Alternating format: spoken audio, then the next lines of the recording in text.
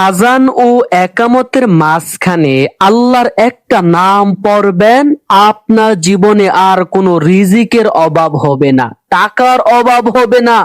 আর কোনোদিন টাকা পয়সার জন্য আপনাকে কষ্ট করতে হবে না। যা মনে চাই তা খাইতে পারবেন, যা মনে চাই কিনতে পারবেন, যা মনে চাই করতে পারবেন। যে স্বপ্নগুলো আপনার এতদিন বাস্তব হয় নাই, স্বপ্ন আছে কিন্তু সাধ্য নাই, টাকা নাই, ওই স্বপ্নগুলো আপনার বাস্তব হয়ে যাবে। অর্থাৎ আপনার জীবনে আর কোনো কিছুর অভাব থাকবে না। আমলটা অনেক সহজ, শুধু আল্লাহর একটা নাম পড়বেন। তো নামটা কি, কতবার পড়বেন, কোন সময় পড়বেন, সবকিছু আজকে ভিডিওতে জানাবো। ভিডিওটা অনেক গুরুত্বপূর্ণ হতে যাচ্ছে, কেউ টেনে টেনে দেখবেন না, তাহলে কিন্তু আপনি আমলটা সম্পূর্ণ নিয়ম বুঝতে পারবেন না।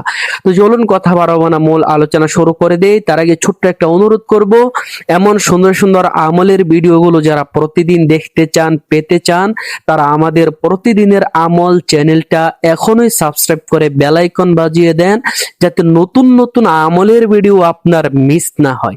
তো চলুন মূল আলোচনা শুরু করি। সম্মানিত ভাই বোন, এই আমল দিয়ে আপনার রিজিক আল্লাহ বাড়িয়ে দিবে, আপনার টাকা পয়সা বেড়ে যাবে, ইনকাম বেড়ে যাবে, ব্যবসায় লাভ আগের চাইতে বেশি হবে, দোকানে বেচাকেনা আগের চাইতে ভালো হবে। আপনি যে কাজেই থাকেন, দেখবেন আল্লাহ তাআলা শুধু বরকত আর বরকত দিতেছে। আপনার জীবনটাই দেখবেন পরিবর্তন হয়ে যাচ্ছে। আল্লাহ তাআলা আপনাকে আর কোনো অভাব দিবে না, আপনার সংসারে কোনো অভাব থাকবে না, পকেটে কোনো টাকার অভাব থাকবে না, মানিব্যাগে কোনো টাকার অভাব থাকবে না। কারণ আল্লাহ তাআলার এই নামই এমন একটা নাম, যেই নাম নিয়ে দোয়া করা হলে আল্লাহ নিজেই বলছে, আমি তোমাদের দোয়া কবুল করব। আমলটি আপনাকে করতে হবে আজান এবং একামতের মাঝখানে। অর্থাৎ যখন মসজিদে আজান হয়ে যায়, ওই আজানের পরে নামাজে দাঁড়ানোর সময় যে একামত হয়, এই একামতের আগে আজান এবং একামতের মাঝখানে আপনি আমলটি করবেন। এই সময় কেন করবেন? এই সময়টা কিন্তু অনেক গুরুত্বপূর্ণ। হাদিসে এসেছে, আল্লাহ রাসূল সাল্লাল্লাহু আলাইহি ওয়াসাল্লাম বলেছেন, কিছু কিছু গোপন সময় আছে, যেই সময়গুলোতে বান্দার দোয়া আল্লাহ কবুল করে। বান্দা যে দোয়াই করে আল্লাহ তাআলা ওই দোয়া কবুল করে। বান্দা যা চায় আল্লাহ তাআলা তাকে দান করে। তো দোয়া কবুলের সময়গুলোর মধ্যে একটা সময় হলো আজান এবং একামতের মাঝখানে। তো আজান এবং একামতের মাঝখানে রাসূল যেহেতু বলেছেন দোয়া কবুল হয়, আপনার দোয়াটাও কবুল হবে। আপনি যেটা চাবেন আল্লাহ তাআলা দান করবে, আপনার রিজিক বাড়বে, অভাব দূর হবে, আপনি ধনী হতে পারবেন, বড় লোক হতে পারবেন। তো আপনি আল্লাহর কোন নামটা পড়বেন, কিভাবে পড়বেন, এবং কোন আজানের সময় আপনি আমলটা করবেন। আজান তো প্রত্যেকদিন 5 বার হয়, কোন আজানের সময় পড়বেন, চলেন সেই বিষয়টা এখন বলি। প্রথমে আমি আপনাদেরকে নামটা বলবো, আল্লাহর কোন নামটা দিয়ে আমল করবেন, তারপর বলে দিব কোন আজানের সময় আপনি আমলটা করবেন। আল্লাহ তাআলার ৯৯টা নাম রয়েছে, যে নামগুলোকে বলা হয় আসমাউল হুসনা। আল্লাহ নিজে বলেছেন, তোমরা আমার আসমাউল হুসনা নাম নিয়ে আমার কাছে দোয়া করো, আমাকে ডাকো, আমি তোমাদের দোয়া কবুল করব, আমি তোমাদের ডাক শুনবো ইনশাআল্লাহ। আলহামদুলিল্লাহ। তো আল্লাহর এই ৯৯টা নাম থেকে একটা নাম হলো ইয়া রাজ্জাক।